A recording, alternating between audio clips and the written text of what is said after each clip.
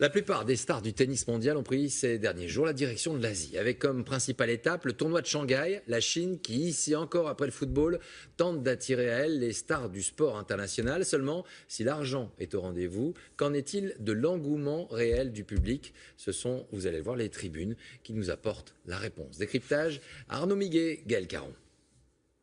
C'est l'un des grands tournois de tennis du moment, le Master de Shanghai. Cette année, les têtes d'affiche sont toutes là, comme le numéro 1 Novak Djokovic.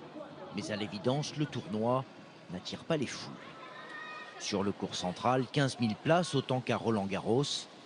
Beaucoup restent vides. Je ne suis jamais venu voir du tennis. Moi, je viens pour la première fois, mais je ne connais pas les règles.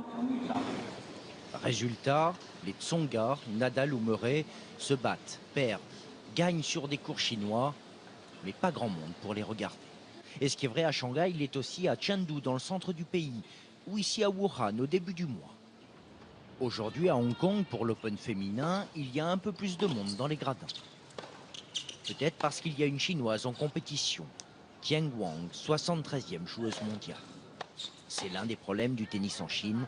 Il n'y a pas vraiment de star nationale, mais il y a d'autres explications. En Chine, si on ne s'intéresse pas au tennis, c'est parce qu'il n'y a pas assez de promotion pour notre sport. Ça intéresse personne. Le tennis en Chine n'est pas super développé. Le sport numéro 1, c'est le basket.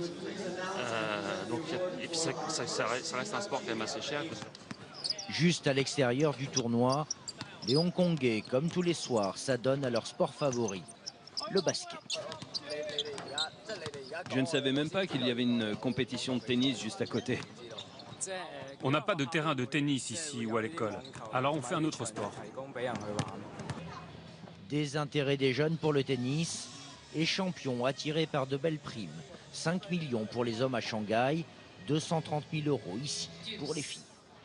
Quand le tournoi, on va dire, a beaucoup d'argent, ils essaient d'attirer les meilleures joueuses avec des garanties, ce qu'on appelle. Donc peut-être un petit chèque aussi de côté pour les faire venir. Et en plus du prize money que l'on obtient grâce aux résultats. Mais attention, pour Guillaume Père, cet entraîneur français installé en Chine depuis 2009, ce pays va devenir une grande nation du tennis. Et les terrains finiront par se remplir. Il faut craindre les Chinois, c'est quelque chose qui va continuer à monter en puissance. La volonté sportive et politique de développer le tennis et de sortir des joueurs et des joueuses, elle est là.